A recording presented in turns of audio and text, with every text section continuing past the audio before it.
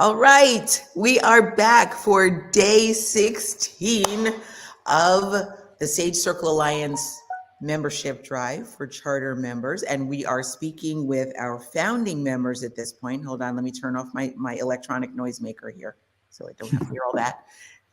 So we're speaking this month with our founding members and just kind of getting a feel and getting an understanding and building excitement around what we are creating at the Sage Circle Alliance today. Well, wait a minute. I suppose I should introduce myself, right? My name is Meryl Fury. I am one of the co-founders of the Sage Circle Alliance. My other half, who is not here, is Paul Chatlin. He is the other co-founder.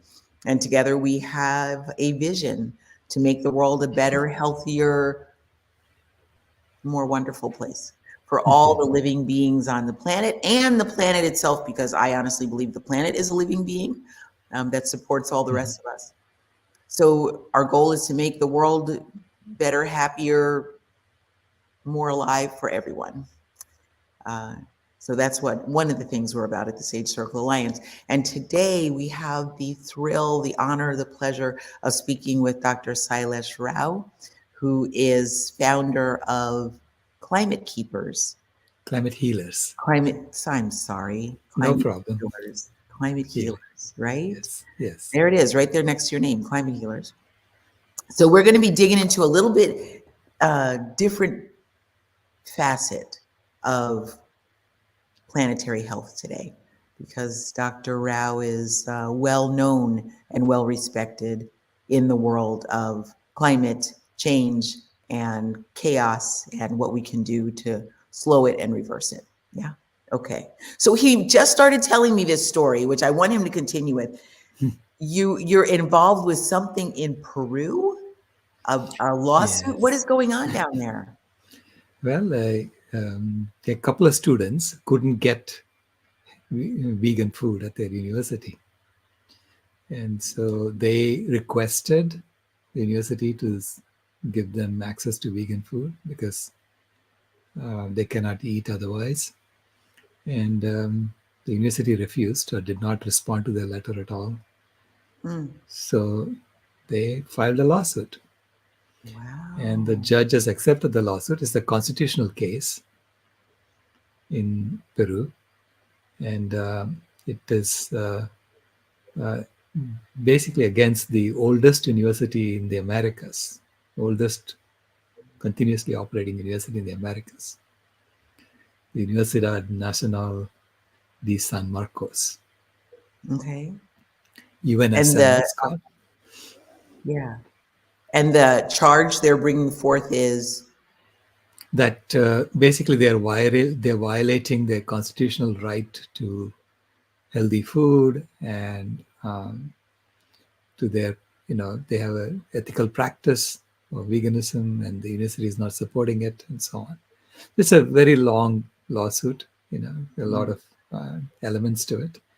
But I am writing a brief explaining why going vegan is so important for the environment. And so this is why students who want to go vegan have to be supported by educational institutions, which are supposedly preparing them for their future. Right. It doesn't seem like such a difficult concept, does it? It's not. Yeah. I mean, it is not. If you think about it, it's almost self-evident, I call it, because the industry, the animal agriculture industry, is one of the major industries that cuts down trees and replaces the trees not with other trees, but with grass. Or cash crops or crops to feed the animals, right? Right. Yeah, they're not replacing the trees with equivalent biodiversity and things like that. Exactly. Right? And they're using up, 37% of the land just for grazing, another 6% for crops. And it's like they're using a substantial chunk of the ice-free land area of the planet in which there are hardly any trees left. Right. And so as a result, we over the last 10,000 years have cut half the trees on the planet. It's appalling, isn't it? It's really shocking. So I work in schools mostly, right? And I teach children between they're elementary school kids for the most part. That's where we have easy access. So that's where we go, right? We go in, we get in where we fit in. So Okay. that's where we go, right? And this year we've been working with fourth and fifth graders. So let's say they average about 10 years old. Beautiful little, I just love these children. I just love them. Right. But this last month, we were doing a unit on the climate and on the earth, right? And the children, thank goodness, they have a wonderful classroom teacher who sort of supports what we're doing, even when we're not there. So I get in touch with her from the month before and I say, hey, it's April, it's Earth Month. Why don't we do something about the planet in particular? And we're going to we'll get information about the rainforest. And because the closest one to us, really, the big one is down in South America. So they did a lot of study on that. And, for us all to learn, because it was an education for me also, right? That they're cutting down like a soccer field size area of land. I think they said once a minute it's going. And the Amazon rainforest at this point is the sort of square mileage wise, the size of the United States. So they're just, going in with heavy equipment and taking out all these trees. And it seems like it could go on forever, of course, if you've got that many trees in front of you and you're one person standing on the ground, it looks like you got trees in front of you forever. But the rate that we are going through trees and deforesting the land is appalling. I know. But we are deforesting now, but we have deforested historically for the last 10,000 years. Yes. Right? So that's where the accumulation of this comes in. We have cut half the trees on the planet. There used to be 5 to 6 trillion trees, and now there are only 3 trillion trees left. Okay. But the good news is that if the world goes vegan and we restore the trees that we cut, we restore the ecosystems of the planet, that becomes our purpose as a species. Yeah. Okay.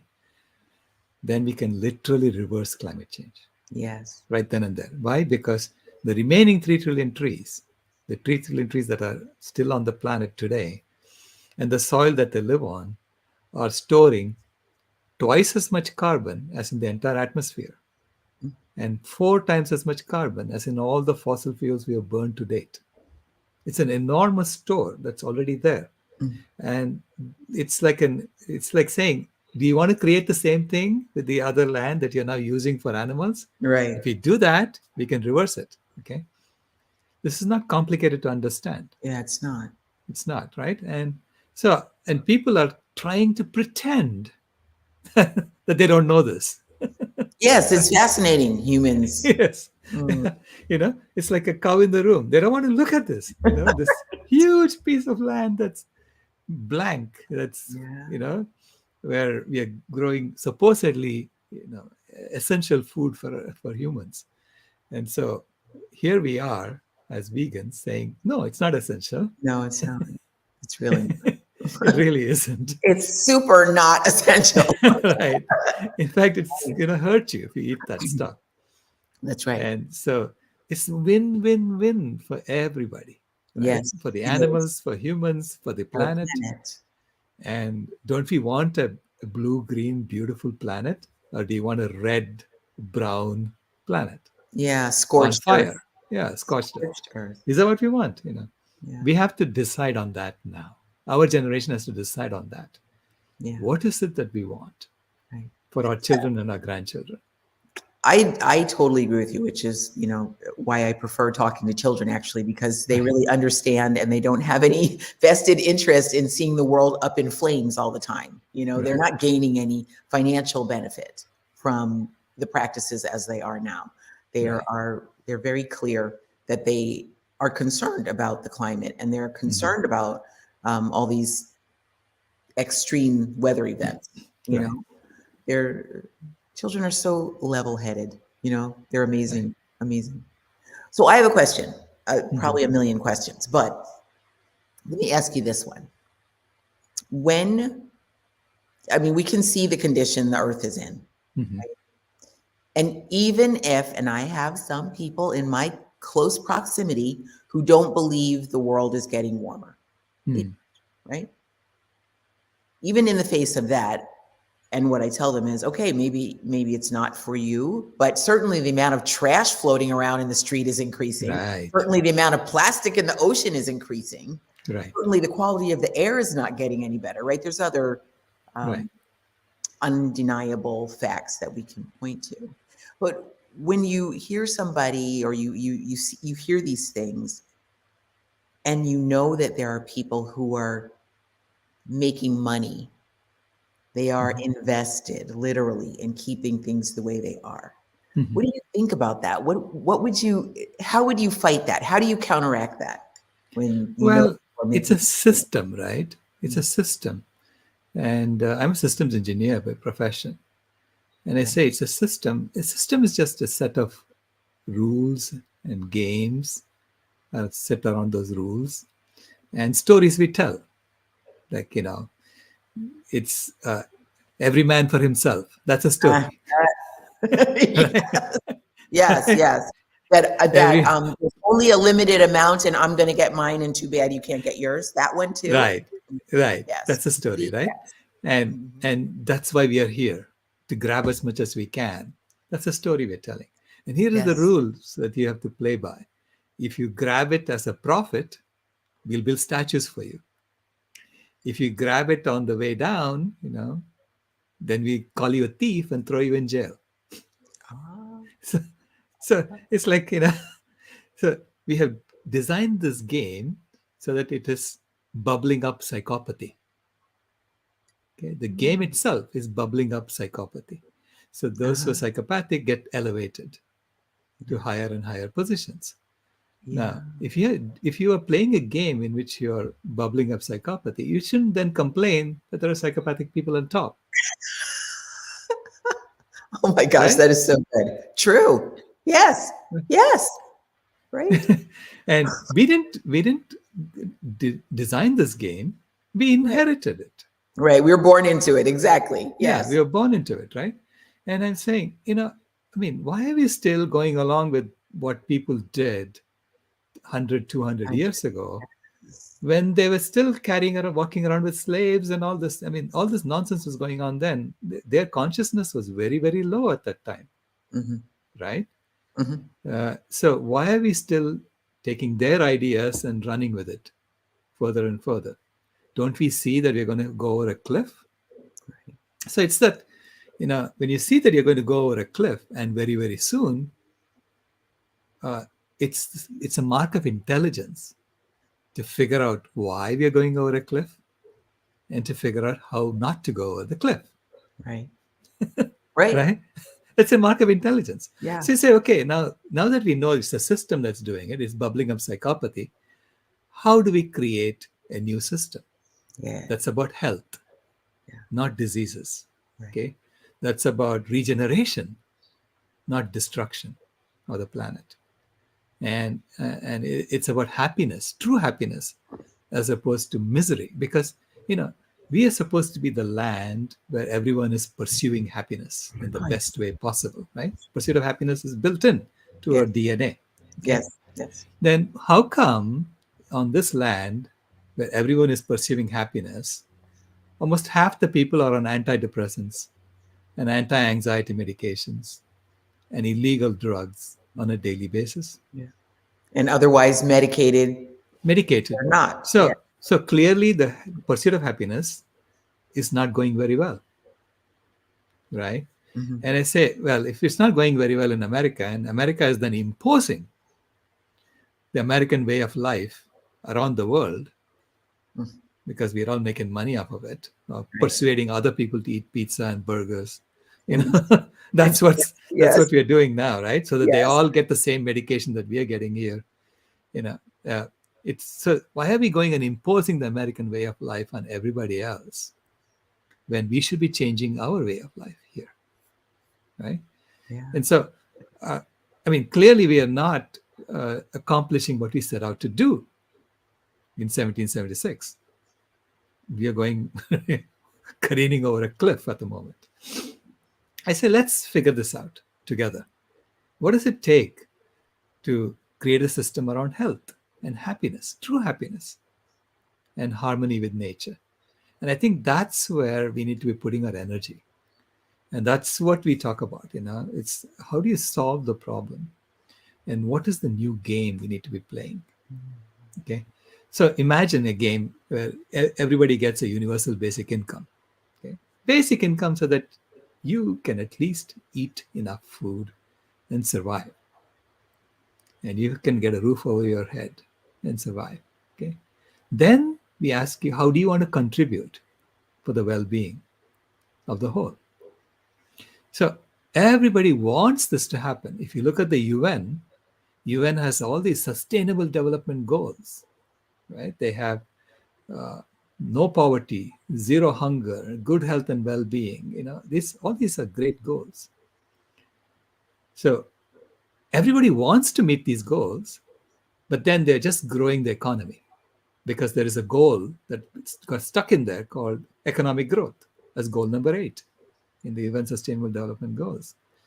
And I'm saying, why is that goal there?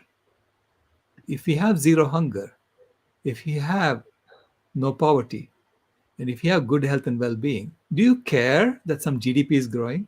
Right. I mean, who cares? Right. So why is that there? Well, it's there so that everybody can pretend to meet all the other goals by just growing the economy. And I'm saying that's a Trojan horse. Yes. I don't want Trojan horses in any system design. I don't want Trojan horses. I want to really solve the problem. So if you ask an engineer, here are these 17 sustainable development goals, how would you implement them? I would say take one goal and meet it. If your deadline is to meet everything by 2030, I say meet one goal by 2025. Mm-hmm. Otherwise, people are going to say this is a fake. Right. They're not going to pay attention to it. And throw away these redundant goals, like goal number 8, economic growth. That's not a goal. It's an outcome. If it happens, it's an outcome. Yeah. Right? It's not a goal. It shouldn't be. That shouldn't be your main focus, is to grow the economy. Right. And the reason it's the main focus to grow the economy is that we are running a Ponzi scheme. So tell us more about that. Well, it's a Ponzi. The entire currency system is designed as a Ponzi scheme. That's the main game we are playing is the game of money. Okay. Now you ask, how is new money created in the game of money? New money is created always in the form of loans. Okay, so you have to go put a collateral to a bank and say, give me a loan for this, and they'll give you a loan, and they'll say, give us back the money we gave you within 2 years, and give us back with interest. And you're now supposed to go out there and extract from the planet in order to return the money. Okay, mm-hmm. So at any given point in time, there is more debt than money. Okay. In the system. Uh-huh. And the money is being used to extract from the planet in order to return the debt. And when you return the debt, they create more debt. So it keeps growing, right? This is why they need economic growth. And if the growth stops, the entire thing collapses. Oh my goodness. Right? Because it's a Ponzi scheme we're running. Any Ponzi schemes, as soon as it stops growing, collapses. Wow. And I'm saying, why are we still playing the same Ponzi scheme that was started in the 15th or 16th century by a bunch of, shareholders in the English East India Company? I mean, what are we doing? Right. This is the kind of stuff that was cooked up a while ago. And the Bretton Woods arrangement, after the end of World War II, just cemented it and made it worse for everybody. Yes. Okay? And made America the boss of the empire, so to speak. Right. And everybody has to get dollars in order to buy oil. So everyone gets stuck in the same game, even though they have their own currency, because they have to then get dollars. How do you get dollars? Well, you have to exchange your currency for dollars. And if you don't play the same game, your currency is going to go down the tubes. Right. Okay.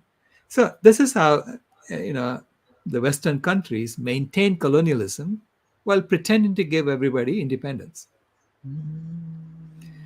Okay, fine. That's what happened then. Why are we still doing it now? Right. when there are so many fires on this planet? Okay, so we've got, there are 6 different planetary boundary transgressions. Yes. Okay, 6 of them. Climate change is only the 4th worst. It's not even the number 1. Mm-hmm. Okay, climate change is like the fever that the Earth has. Right. She Right. also has, heart disease, diabetes, and cancer. Right. She Right. also has those 3. Never And mind. She's going bald, and she's got rashes. exactly. Hey, that's a good one. Because that's the other 2, the water use and the land use. Because the Right. 6 planetary boundary transgressions are loss of biodiversity, which is what I call heart disease, because we are Okay. losing those we love, Yeah. the wild animals. We are losing them. Yes. So that's a heart disease. And then we have chemical pollution, which is Yeah. number 2, What would you call which that? that's the cancer. Okay. That's the cancer. And then we have nitrogen and phosphorus excess loading. I Mm-hmm. call that the diabetes, because it is literally, poisoning the ocean Uh-huh. and preventing the cleaning up from happening then. Uh-huh. And then we have climate change, which is what I call the fever. And then we have excessive land use, which is what you call the rashes. Yes. And then we have excessive water use for ourselves. Okay, I don't know what you want to call that. What did you I say think that that's was? a hemorrhage. Hemorrhage. So this is what the planet has. And these 6, all 6 of these have exceeded the boundary. And what that means is that if you leave it there, it's going to kill all life on Earth just by itself. Mm-hmm. So we have to address these 6 issues that the planet has. And there is one thing you could do that would address all of them, Mm. which is to go vegan. Yeah. All of us go vegan, and suddenly, you'll return 40% of the land back to nature, on which you can bring back the original forest that used to be there. And by doing that, you bring back the biodiversity, you give them a place to live, right? You also stop fishing in the ocean. So that means that 80%, 70% of the Earth's surface gets returned back to nature, because you're not fishing anymore. Right. And then the other 40% of the land will be another 9%. So which is like 80% of the Earth's surface. You can say we don't need it anymore. Nature can help regenerate it. And in some places, we may have to go and help her, because we have poured all this pollution. That's right. Too. That's Okay. right. So we have to then clean up the mess we have made.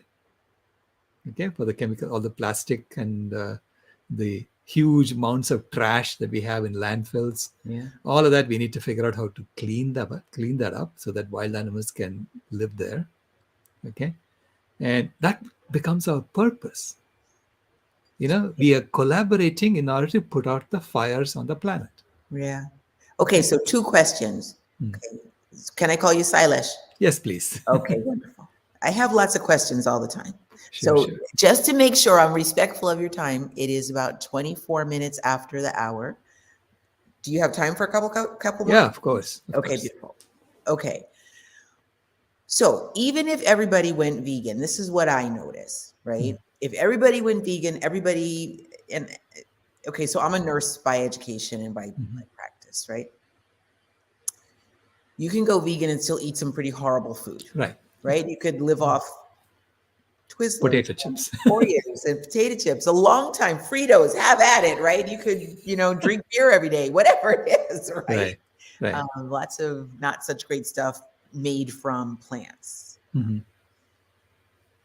So, and along with that, a lot of that stuff is also in plastic packages. Right? It's got lots of chemicals added and stuff. So even if everybody went vegan, it could still very much mean a whole lot of plastic and extra trash, extra chemicals in the system. What would you say would be a way to push back against that? Right. So I say that if you're going vegan for ethical reasons, that's what veganism is. It's an ethical stance, right? That we want to minimize harm to animals. Okay. First of all, I want us to recognize that humans are also animals. So you have to minimize harm to humans as well if you have a vegan stance, right? Mm-hmm. And you are an animal. So you have to have compassion for yourself as well. Yes.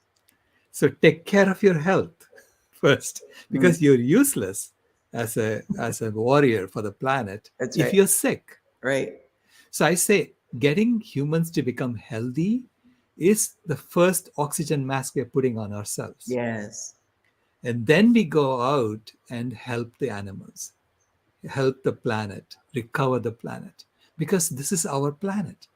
It was a gift that was given to us, a place to live in that has all these amazing life support systems, okay, that we have been messing with. And we have now messed them up to a point where it's threatening to kill all life as we know it. Right. And the only species that can fix this is us, because we are the ones who are causing it. That's right.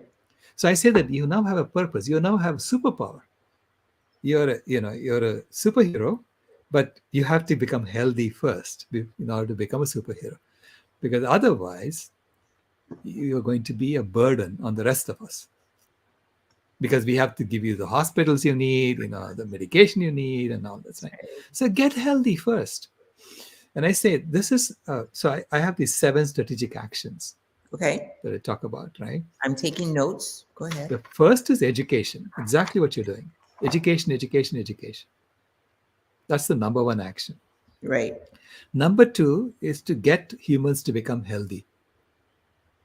That's the oxygen mask rule. Uh-huh. And for that, I say there are 8 healing actions that we all need to be doing, and I can go into that later. But that's so it's a whole system health. Starts with human health, because that's the oxygen mask rule. Number 2.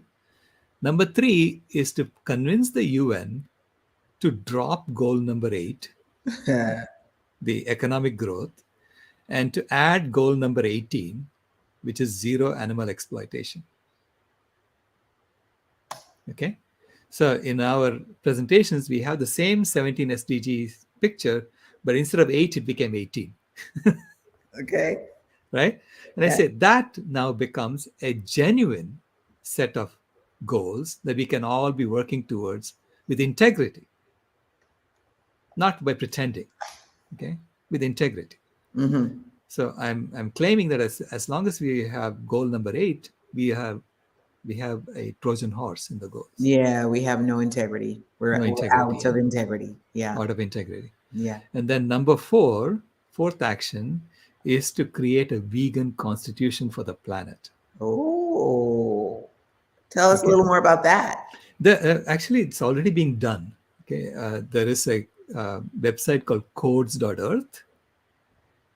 Codes.earth. It's called CODES. CODES Mm-hmm. .earth, and it's called Codes for a Healthy Earth. Okay. Where Dr. Shelley Ostroff, basically imagined what would happen if we were really trying to protect the earth. How would we govern ourselves? Mm-hmm. So it's called eco-governance, and so Okay. she's done some. Other people have done good work on that. So we need to figure out what this. So my main thing is we need to start creating a vegan constitution for the planet. Mm-hmm. How do we govern ourselves with the objective to restore the planet? So anytime you have an objective that is larger than yourself, we collaborate. Okay, as human beings, we collaborate. Yeah. If we have the objective of grabbing as much as you can for yourself, we compete. That's right. So we have to move from this competitive system to a collaborative system, which means you have to have a common objective, which is, restoring the planet. So that's the constitution, vegan constitution. And that's the 4th one. And the 5th one is vegan donut economics. Vegan donut Economics. Okay. Donut meaning no one is in the hole in the middle. No poverty. Okay. It's part of the 17 Sustainable Development Goals. No poverty, zero hunger. All that is part of the vegan donut. Okay. Okay. So there's no one in the hole. And then we don't go outside the boundaries of the planet. That's why it's a donut. A donut. Okay. So how do you create an economy in which we are staying within the donut? So that's vegan donut economics that we need to create and implement. The work is already being done. Okay? Kate Raworth wrote a book on this called Donut Economics, and then she went vegan too. So Yeah, good for her. yeah, good for her. That always helps if you're Always helps, yeah. walking the walk while you're talking the Yeah. talk, huh? And the number sixth action is vegan rewilding of the planet. Yeah. Okay, so the vegan communities that go and recreate forests that used to be there. So there is an organization called Sadhana Forest in India. They're in India, Kenya, Haiti, and they basically implement this objective, which is restore the original ecosystem that used to be there. Figure out what trees were there, what plants were there, and plant them back so that the wild animals come back. Okay, and so we have to do that on a lot of the planet. Yeah. Okay, throughout the planet. So that's the vegan rewilding project that we need to do. Number 6, and number 7 is vegan spirituality. Okay, let's talk about that. Hmm. What does that mean? It means bringing the religions together around this common objective of restoring the ecosystems of the planet, around restoring nature, and understand that we are all talking about compassion for all beings. Okay. And so just because we named God differently doesn't mean we are different, That's right. right? Correct. There's no name and form in our opinion to God, right? But, Right. Right. so we are fighting over Well, we over have our labels. different languages. That's what we Right. right? Languages, labels, we have Yeah. different labels. Yeah. But the message is all the same. It's Yeah. compassion for all beings. So we did a movie called Prayer for Compassion, Yeah. in which we talked to a lot of different faith leaders, and we reached the conclusion that they're all talking about compassion for all beings. So just not long ago, Mm. I saw the movie Christspiracy. Right. Now, I'll warn you right up front. I never went to church as a child, really. My father forbid us to go to church. Okay. So I am anywhere from pagan to heathen to unchurched to whatever else you want to call that. My Right. chosen spiritual philosophy, I'll say, is Buddhist. So I'm good, right? It's a very comfortable place for me to be. But the movie Christspiracy, I was really surprised at the way they put together animal sacrifice and how persistent, pervasive it is across the major religions. When people think of religion, they think of like the top 5, whatever. Right. I was surprised at that. I never thought about what that, it just never occurred to me. But then I don't really go to church, so. But I think that's important to come up with a spiritual position on the sovereignty, I'm going to call it, of all living things. Right. That's I think that's gotta happen almost, because at least what I understand of some of the Bible-based religions, there's this concept, and it might be in other religions too. You tell me, you probably know more than I do. There's this concept that humans are somewhat superior and have dominion over everything else, right? Right. That's what's written in so many ways, in so many books. Right. And people take that meaning, that word dominion, and take it to mean we have the ultimate say over what lives and what dies, and what's good and what's bad, and what we can use and what we don't use, right? And what we keep as sacred and what we think is vile, right? And if we don't have some kind of a spiritual agreement about that, then what we have is a spiritual validation of the opposite. Right. Right? Right. That's something. That is really something. In Yeah. the line of Buddhism, can I say, that I've spent the most time in, we're vegan. We don't take, we do no harm. We don't take animal life. And that's, Right. it works well for me. That's one reason it works well for me. Right. It is something to think about the impact that religious beliefs have on our non-human relatives. Yeah, I mean, my thesis, and I don't know, I mean, I don't have um, any way to back it up or anything like that. This is my guess, Hmm. is that religion was a way for the community to regulate Yes. how animals were killed, how Uh, many animals were killed, and how they were killed, right? So uh, that it's not a free for all, that you just destroy the whole thing. So you have to come to a place, and the priest has to say, okay, now you can kill this, and he will bless the sacrifice, whatever. So uh, this way, there was a way to regulate the animal killing. Okay. And that's how it started, I think. And yeah. then it just went out of hand. Yeah. Okay.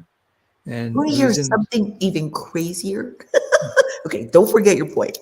Cross your right. fingers. Don't forget. Um, just a couple weeks ago, like I said, okay, I'm a heathen, pagan, unchurched. Mhm. I'm go all over the place. I have no boundaries really about a lot of it. Right. Doesn't matter to me. Um, but I wound up a couple weeks ago at a women's retreat, which was Wiccan. So witches, right? Mhm. Um, and there was a woman giving a talk about how animal sacrifice started. Mhm. Now, I don't know how she knows this, where the research came from, but her premise was that for a long, long time, women were seen as sacred. We were sacred vessels, right? We give Mhm. life. We're amazing. We could feed the life. Right. We had all these healing secrets, right? We carried the wisdom Right. and all this. Um, and the way she put it was, women were she who bleeds but does not die. Mhm. Right. So every month the woman sloughs off the lining of the uterus. We bleed. We don't die. We come back the next day. We're fine. Right. We just keep going. Right. Right. Um, and that the animal sacrifice and actually human sacrifice came about because back so many thousands of years ago, the males of the species were like, well, we want to be able to do that too. We want to be able to let blood and not have things die, right? Mhm. And that is where some of these sacrificial practices started. The bleeding and hoping things wouldn't die. But unfortunately, a lot of times people did die or the animals did die.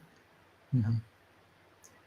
Sorry, a little bit off base, but very interesting to consider. What is that about, right? Right. So when you talk about religion being a way to sort of monitor or manage the sacrificing of animals, that's where I Right. interrupted you. Please continue.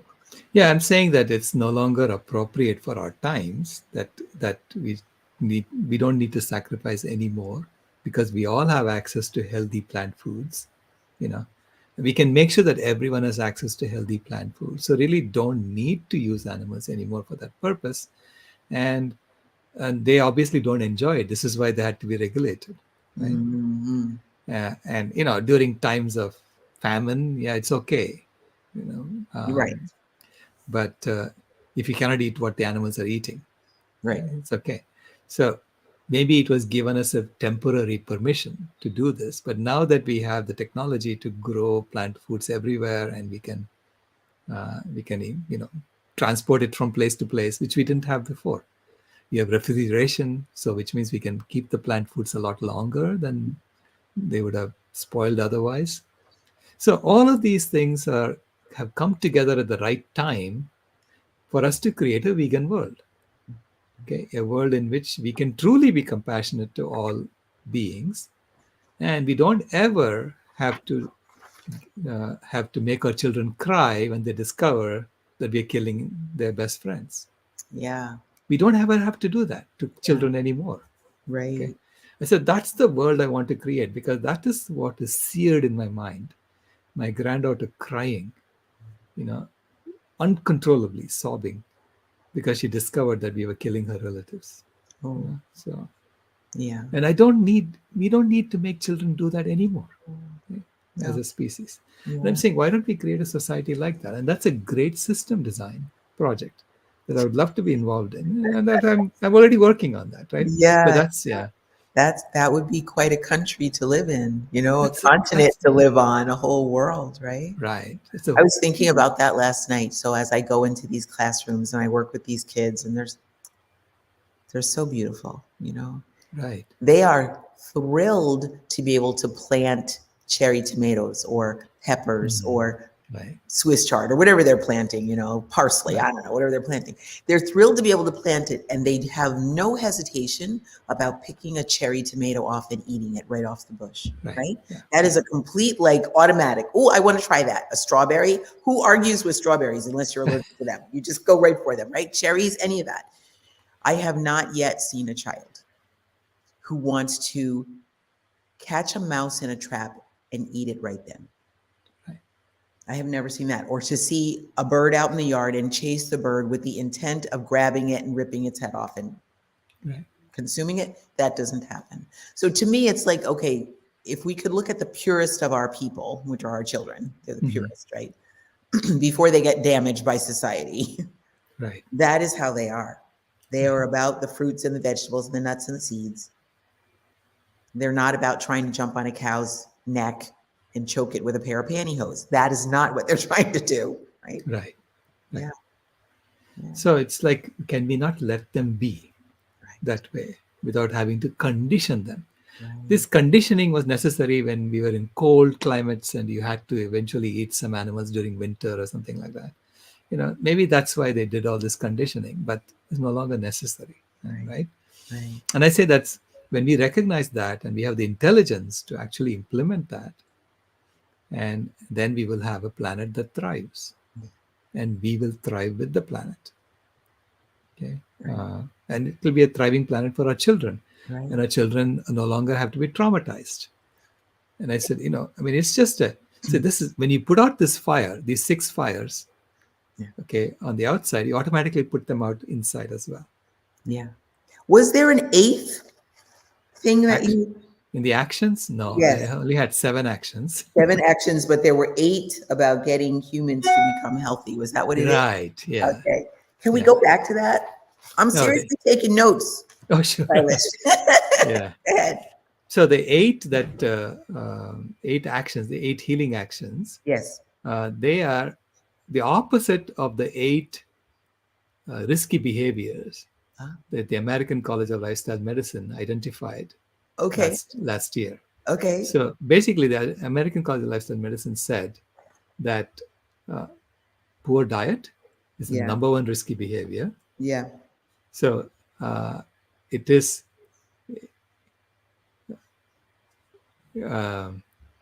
number 2 is lack of exercise, physical inactivity.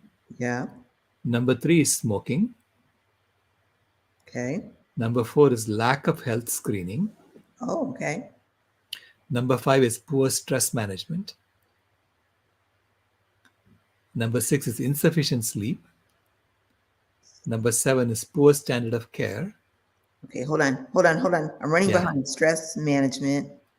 What was the Okay. last one? Number 6 is insufficient sleep. Mm-hmm. Number 7 is poor standard of care. Poor standard of care. I mean, you go to a hospital and you get killed because the doctor is Well, checking yes, you. there's that. Okay, Right. got it. And excessive alcohol consumption is the number 8. Okay. Okay. And the ACLM had done a study showing that 90% of the healthcare costs in the world are caused by these 8 risky behaviors. Okay. And Dr. McDougall actually told me more than half of that is from poor diet alone. Mm-hmm. Okay. He told me that. So I said, okay, now you take these 8 risky behaviors and you just flip them around. So from poor diet, it has to be a healthy vegan diet. Yeah. Okay. Number 1. From physical inactivity, it has to be regular exercise and yoga. I call it yoga. Okay. Regular exercise. From smoking, the opposite is conscious breathing. Okay. I was going to say not smoking. No, conscious breathing, pranayama, knowing that what's going through your nose is actually nourishing you. Right? Yeah. It's called pranayama in Sanskrit.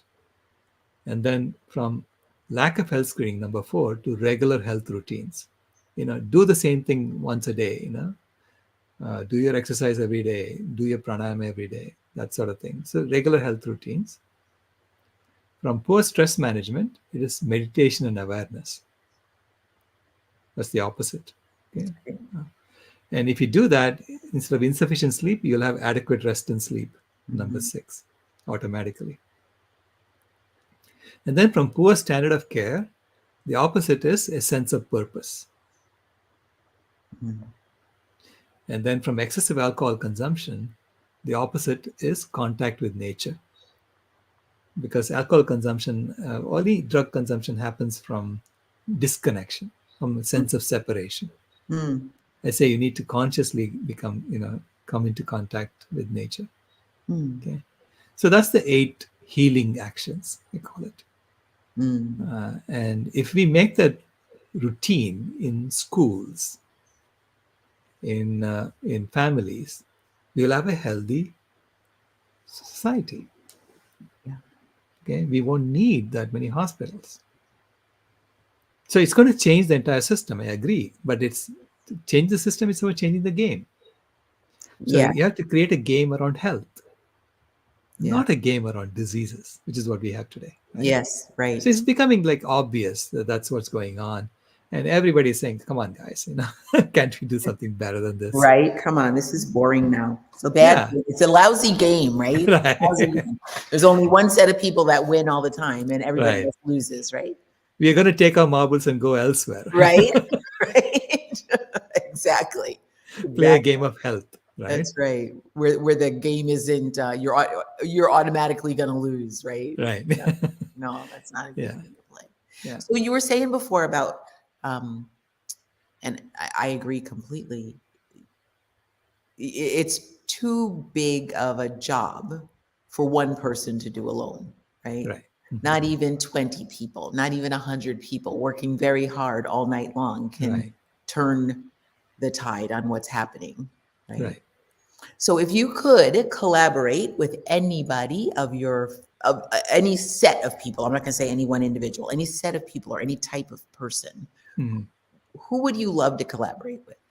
I would love to collaborate with all retired professionals, engineers, doctors, who are all retired, who are looking at the rest of their life, in retirement. And I'm saying, let's all collaborate in this major infrastructure upgrade for the planet.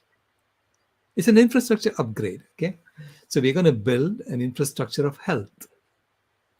We have to design it first. Okay? You have to imagine it first. And I would love to work with my fellow engineers on all the processes that we have that are causing all these problems now. And I say, can we not create processes in which there is no major outcome like this, where it's polluting everything? I mean, why would we create something like that? So I say it's all the people who are retired should get together and say, we are now going to take care of our children and grandchildren by creating this new system. Okay, it's like the moon landing project. It's like a moon, but for the whole planet, right? Right. It's an Earth landing project. Yeah. Earth regeneration project. Yeah. That's who I would collaborate with. And I'd say, put everything on the table. Don't say American way of life is not negotiable, because that's how it all started, this mess that we are in. Yeah. Pretending that everybody has to eat burgers and fries. Yes. around the world. And it has to be inexpensive. Right. Right. Yeah. So we subsidize the burger and fry industry, right? Right. Yeah. Wow. Yeah. So, I mean, when we start, when we work diligently on a project like that with integrity, we will solve the problem, because it's not that hard to figure out. No, there are so many scientists who have said that, solving this is not a hard problem. It's just we need the political will to solve it. So all of us need to have that political will. All of us need to demand that political will. Okay, we need to go and demand, hey, why is the temperature getting worse and worse every year?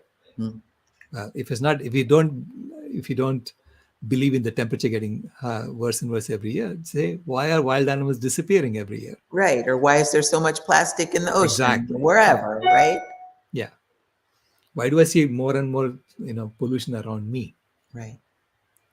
So whatever it is, we know that things are going in the wrong direction. Right. So, I mean, if you ask, if we did a survey of people asking, are things better off today than they were when you were a child? Then a lot of people will say no. I mean, our children are hearing horror stories in school about Yeah. climate change and in the environment. Yeah. And there is a drumbeat of war going on. There's so many wars going on, and then more and more wars are going to happen. I mean, they're not preparing us to die off. And I'm saying I'm not interested in that. Right. Right. Yeah. Yeah. Well, So for sure, I'm going to bring it back to our Sage Circle Alliance. That is a big part of why we're here, exactly. because we can't do it alone. If Paul could have done it by himself, it would have happened by now, right? If I could do it by myself, it would have happened by now. Right. Sailesh, if you could have done it even with everybody that you collaborate with and talk to and support, it would have happened already, right? We have to work together. We have to. Right. I don't know how people can get up in the morning still thinking this old way, playing the old game, where there's this idea of scarcity and I have to protect mine and you can't have any. It's a zero-sum game. I always think of those old movies, the John Wayne movies. Thank goodness they don't really play those anymore, I don't think. But the idea that he's the lone cowboy and he's got to fix it all by himself, and Right. pull himself up by his own bootstraps and cast his own shadow and ride off into the sunset on his great horse. Like, come on, that doesn't work. It hasn't worked. Right. The only way we can do it on such a thing, what did you say? Create a vegan constitution for the planet is what you were talking about. And you said the only way that we can do that and have it work is collaborate on a common objective. Right. That's it. I mean, That's we could just say that in 10 words or less, boom, we're done. That's the end. Right. I mean, it's not hard to understand. Yeah. It's really And not. simple things like, a healthy food should be a basic human right. Yes. Why are we coming together as a society and writing constitutions if we can't even guarantee that? Right. Or we're arguing after we write the Constitution, which is what happens here. We argue about how people should have the right to choose artificial sweeteners, flavors, dyes, preservatives. Why are we having that conversation? This last couple of years ago, they were having an argument about taking menthol cigarettes, eliminating menthol cigarettes. And the pushback that came was that was discriminatory against Black people because Black people like menthol cigarettes. All I could think was, okay, now we've lost it. Yeah. We don't get much consideration a lot of the time, but you're going to consider our needs for menthol cigarettes? Really? Right. Right. Crazy. Yeah, I know. A crazy world. Crazy world. But we can straighten it out. Yes, we So can. that's the thing, right? So this is what we do. Eventually, we are sort of going in this direction, and we just have to turn around, make a U-turn, a small U-turn. That's right. And then we'll reach our goal. That's right. That's right. Wow. Well, it has been so great to talk to you. I have so enjoyed this conversation. Really. Same here, Meryl. Yeah. It's been amazing. Yeah. Thanks so much. Is there something else you would like to say before we wrap it up? Wait, one thing I do have to say. Here, let me do this because I would be remiss if I didn't do as I have been instructed. So, there is our website crawling along the bottom space there.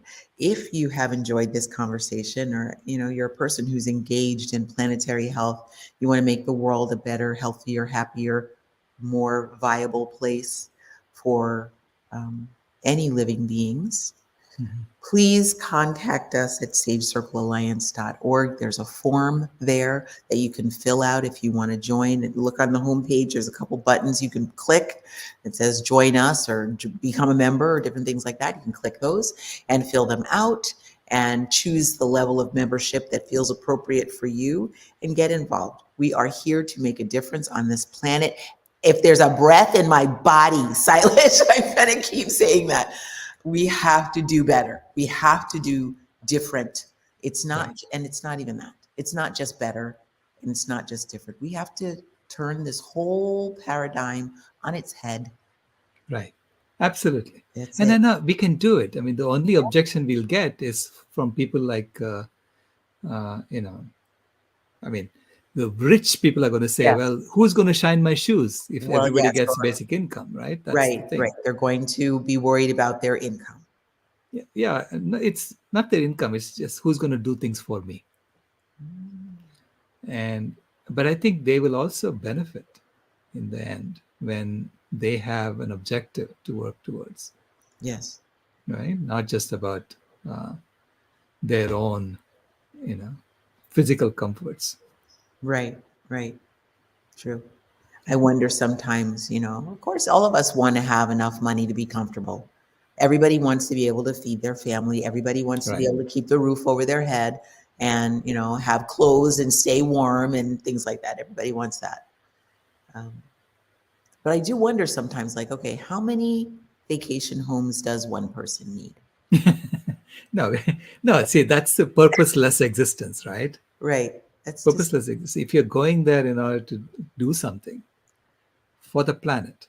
See, the difference between someone who's working for others and someone who's looking out for just themselves, it's just that those who are looking out just for themselves haven't understood that the pursuit of happiness is better accomplished when you're working for others. You're fundamentally happier yeah. when you start working for others. Okay, it's just knowledge, right? Once you have that knowledge, you say, why are you doing that, man? Right. If you're just looking out for yourself, you're going to be miserable, Right. because you always get the opposite. Mm. So we tell the story of the wishing tree, which Go ahead. do you Tell have the story. do you have time for that? Okay. Yes. Okay. So the story is the equivalent of the knowledge tree story in the Bible, Okay. about Adam and Eve story in the Bible, but it's from the Hindu tradition and the Jain tradition, the Dharmic traditions. Nice. So it's a story with children playing with sticks and stones Uh-huh. and rag dolls on the floor of their hut in the middle of the forest. And their uncle comes to visit them. And the uncle says, why are you playing with sticks and stones when the wishing tree is right outside your hut? So go out under the tree and wish for anything you want, and it'll give it to you. Then you can be playing with real toys instead of these trifles. The children don't believe him. How can there be a tree like this? So they wait until the uncle leaves, and then they rush to the tree and they start wishing. They wish for sweets, and they get them. And they gorge on the trees and they get sweets and they get stomachache. They wish for toys and they get them. And they play with the toys and they get bored. Then they wish for fancier toys. And that leads to greater boredom. So there was something about this tree that they did not understand. It grants you what you wish for, and along with it comes the exact opposite. Because that's how the universe is built, of dualities. Nothing comes separate by itself. The children didn't know that. All they knew is that they couldn't stop wishing under the tree, and the more they wished, the more miserable they were. Then they get to be young men and women, and now they're wishing for what young men and women wish for. The four main fruits of the tree were sex, fame, money, and power. And the result was more misery and suffering for the young men and women. Then they get to be old men and women. And now they congregate under the tree in three different groups. The first group says, we were so happy when we didn't know about this tree. So this has all been a hoax and a farce. And the story says they were fools, but they hadn't understood the tree. The second group says, we must have been wishing for all the wrong things. If we could go back and wish for different things, I'm sure we'd have been a lot happier. And the story says they were bigger fools, but they'd understood less than nothing about this tree. And the third group was the most foolish of the lot, but they come under the tree and they say, "We are so miserable, we wish we were dead." And the tree grants them the wish. And they're immediately reborn underneath the same tree, because the tree always grants wishes in dualities. This is how they introduced the concept of reincarnation, by the way. Then it doesn't stop there. The story goes on to talk about a lame child who also wanted to go out and wish for a good leg so he could walk. But there was such a crowd of people under the tree that he couldn't get through. So he stood there at the window of the hut, watching what was happening under the tree. And he saw how the tree was making everybody miserable. The people who were wishing were miserable. People who were trying to get to the tree were miserable. All the animals were suffering because of all the wishing. And then he had a brilliant flash of insight. He understood the tree. And with that understanding, he began to feel a well of compassion come from within him for all the suffering under the tree. And he lost the desire to wish. He was perfectly happy with his leg as it was. And with that, he was the happiest of the lot. Wow. So that's where the story ends, right? And then we have the Upanishads, where they explain to you what they taught you in the Vedas. So in one of the Upanishads, they say that wishing child and watching child are inside each one of us. And the purpose of meditation is to be in alignment with your watching child, and to observe your own wishing child. Okay? And to observe other children around you with compassion and detachment. Okay? So it makes it seem like if you want to be happy, you need to be separate from the universe and observe as opposed to participate in it. And this is the question that comes up in the Bhagavad Gita, which is the discourse between man and God. And in the Bhagavad Gita, the warrior goes to God and says, "Why should I wish under this tree?" So you are God, you take care of the problem. Right? And God says, "How do I think I do it? Through you." And then he taught him how to wish. He said, "You go under the tree and you wish for the benefit of everyone else." And you say, "I don't want anything from this tree for myself."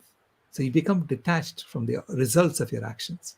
So you're wishing for the benefit of everyone else. And you're saying, "I don't want anything for myself." Then you'll be perfectly happy wishing under the tree, because there'll be no consequences for you. You won't get the opposites. You'll only be doing good for others. Okay? So then if everyone does that under the tree, everybody will be happy, okay? Including the animals. So as a species, we should be wishing for the benefit of every other species. Right? And that is what I'm proposing that we do now. Ugh.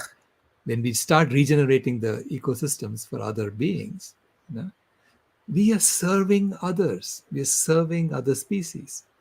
That will fundamentally make us a much, much happier society as human society. Anyway, you had tears. Oh, I love you, Meryl. That's beautiful. Sorry. So beautiful. Thank you. Thank you, Meryl. Yeah, you're welcome. Thank you. Oh my goodness. That was a beautiful story. All the versions of it, all the pieces put together. Thank you so much. Okay, stop crying now. Oh my goodness.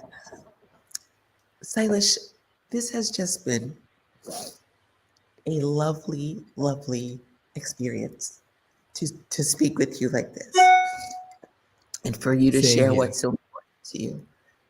Same here. I couldn't ask for a better noonday conversation. Thank you so much. Thank Oh my goodness. I should have brought my tissues. you. Oh, wow. Wow. Okay. On that note, I will invite everyone to spend time with us every day this month at 1:00. We never know what amazing conversations might develop and what knowledge could get handed us in the form of a beautiful, beautiful story like that. So our Facebook stuff is scrolling along the bottom. Let me say that before anybody comments on how I didn't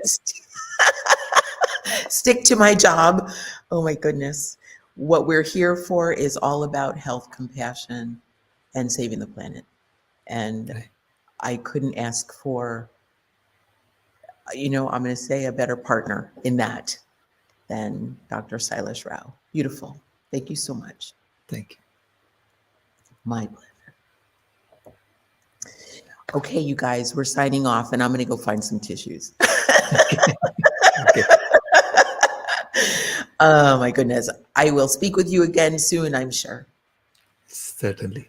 Okay. Talk soon. Thank you. Have a great day. You too. You too. All right. Bye-bye. Bye-bye.